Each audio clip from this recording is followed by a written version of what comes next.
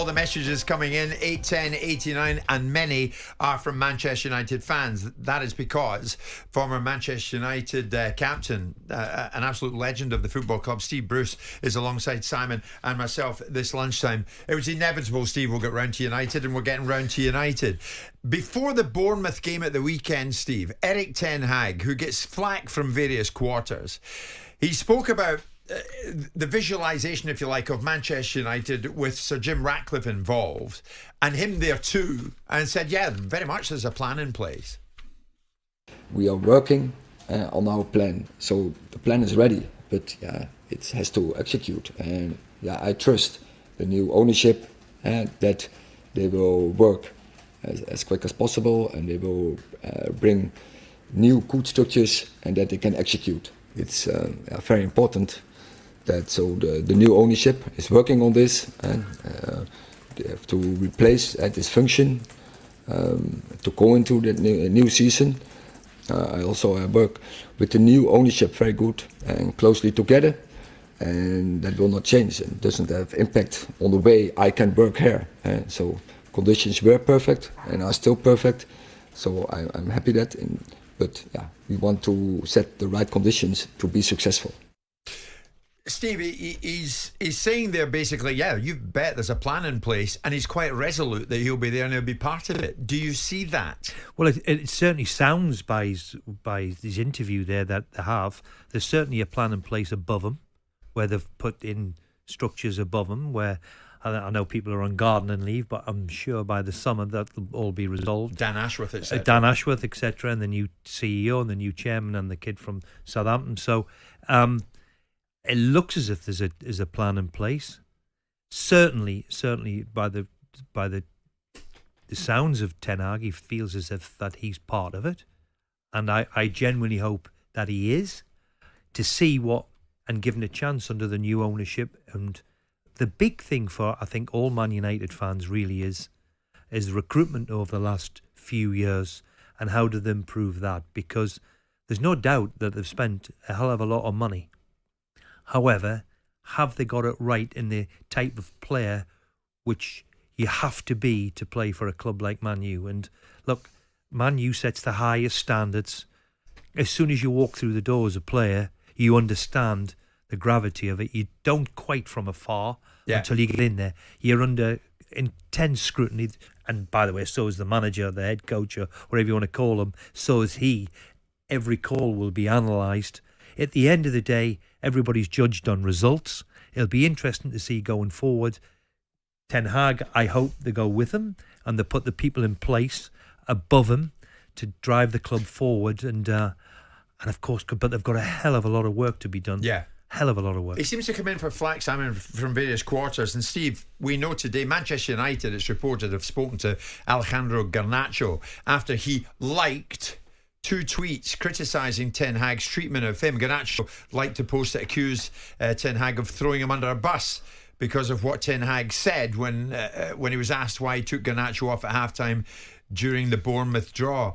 I mean, that was a bit unfair. That was a bit unfair because you've got to cope with it. But is he throwing him under the bus by saying, if he had said it was a tactical change? I think what he did say, he was a bit honest to say we had to have a bit more defensive work and we're right hand side of the pitch. And hence that's why he took Garnacho off, to be a bit more defensive down his right hand side. So yeah, I mean, you have to deal with likes and tweets and all this nonsense, but look, that's the job, and that's what it is, and that's what it entails. There's no doubt at all. Garnacho, in his first real season, has been a plus point for Man U. You know, the kid's only 19, 20-year-old, and it looks as if he's got something about him going forward. He can only get better. And it means something to him only by watching him. So he's not going to be happy. It pulled off and been at half time, but he learned from that. That's for sure. What does Manchester United still mean to you? Oh, look, I've been in it 40 years, and 10 of those were at Man United, and it grabs a hold here because it's such an iconic football club. To be part of it and played over 400 times for it and win a few cups along the way was the highlight. So, and your relationship still with Sir Alex? Well, Sir Alex it's still, I still have a conversation with him. I haven't seen him for a while, because, to be fair, he's all over the place at the moment. And but yeah, I can always pick up the phone to him, and especially when I was in management, he was instrumental in me taking a job to start with, and was always somebody you could pick up the phone to. As you know, Steve, big players leave a football club. Like you left a football club like Manchester United, and you've got your own thoughts on it, no doubt. Roy Keane spoke in the overlap, you must have heard of this, about certain big players leaving United and the way in which they left, and Roy didn't hang about. And I tell you what, I was at the club when Brian Robson left. I was at the club when Steve Bruce left. Two brilliant servants from Man United, and I didn't like the way they were treated at the end. So people talk about Ferguson's man management. Don't be kidded on by all of it either. Yeah. Don't be kidded on by all that. And Ferguson came out afterwards going, well, I always done what was best for United, Manchester United. Nonsense. His son played for the club, won a league medal, Darren. Very lucky.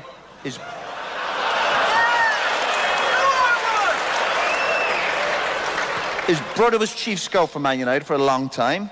Hey, listen, I'm surprised his wife wasn't involved on the staff somewhere. Darren, his son, was at Preston one time. Darren loses his job. A couple of young players on loan for Man United. Guess what happens the next day? They're pulled out of Preston. Is that what's doing the best for Man United? Do me a favour. You get mentioned in that as one of the big players. What do you think of what he said? The content of what he says. Well, let me tell you, Roy's got his own thoughts on what happened to Roy, and he can quite talk about them all he'd like. The one regret I have in all my time in leaving Man U, I left in a bit of a huff because I didn't get picked for the cup final. And it was Sir Alex's way of easing me out the door. Looking back on it now, I hated it at the time. Looking back on it now, I fully understand it. I was 36. I wasn't injured, didn't get back in the team for the cup final. And I thought I should have.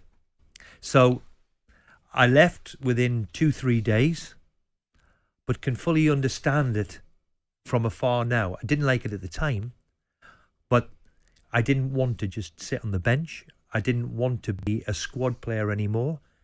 And I made that pretty clear to the manager himself. And I left within 2-3 days and left under a cloud, if that's... But did you walk out? No, I didn't walk out. I was end of contract. My contract had finished. But that took me over the edge that I didn't play in the 96 Cup final against Leeds. Look, Man U won 1-0. Cantona scores in the last minute. Nobody gives a stuff whether I played or not. Man United won. So the manager made the right call.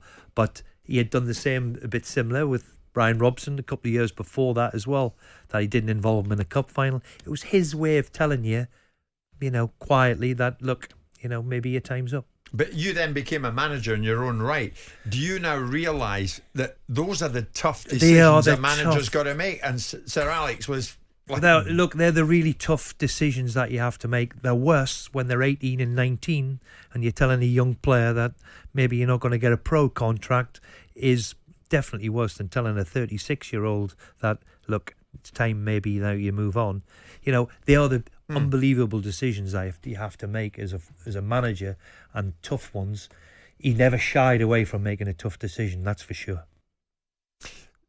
The thing is, Simon, I totally get it. These are, as I said to Steve there, these are the big decisions. Steve acknowledges that. And Sir Alex was never backward in making what the decision he felt was right for the football club. It's difficult to look.